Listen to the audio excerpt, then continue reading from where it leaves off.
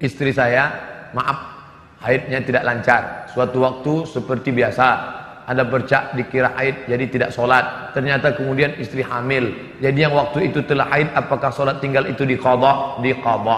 Biasanya normalnya berapa? 7 hari. Lewat dari 7 hari itu apa namanya? Istihadhah. Dia seperti luka. Hanya saja lukanya bukan di jari, maaf, tapi lukanya di dalam.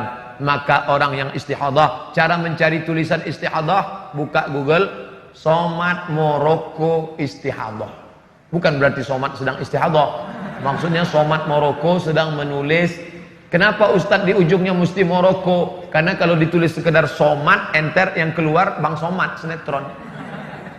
SOMAD MOROCCO spasi istihadhah. Nanti dapat hukum tentang perempuan yang istihadhah. Cara dia sholat gini. Bagi yang mengalami istihadhah, laki-laki penting juga, karena laki-laki itu punya istri dan istrinya perempuan. Mas, aku begini-begini, gimana nih? Mau nanya Ustadz, malu. Suami mesti bisa menjelaskan. Engkau sedang mengalami istihadhah, Adinda. Lalu penyelesaiannya, inilah yang jadi masalah. Aku nggak pula ingat. Kalau mengalami istihadhah, nunggu azan. Masuk waktu azan zuhur, Allahu Akbar, Allahu Akbar, maka perempuan yang istihadhah tadi langsung bersih-bersih.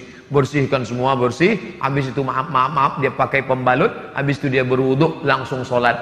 Andai menetes saat sholat, ma'fu anhu. Tapi dia nggak boleh bersihnya sebelum azan. Setelah masuk waktu baru. Karena kalau sebelum azan dia bersih-bersih, maka menetes saat itu dia tidak ma'fu anhu, tapi sebagai najis. Ini juga bisa terjadi pada laki-laki. Kalau perempuan namanya istihadhah, laki-laki namanya sulusul baul. Baul artinya kencing, sulusu artinya rantai. Kenapa disebut kencing rantai? Karena kencingnya berantai, nggak putus-putus. Kerannya rusak. Tes, tes, tes, tes. Maka kalau dia mengalami seperti itu, pertama dia mesti pijat terapi, sembuh insya Allah. Minum obat. Kalau tidak juga dalam merasa penyembuhan pengobatan, maka caranya dia setelah azan masuk waktu sholat, dia pergi ke kamar mandi, bersih, dia pakai apa namanya, setelah dia balut, dia ikat, terserah, habis itu dia sholat. Allahu Akbar. Andai menetes pada saat itu, maka itu ma'fu anhu, termaafkan. Bisa terjadi pada laki-laki, bisa terjadi pada perempuan.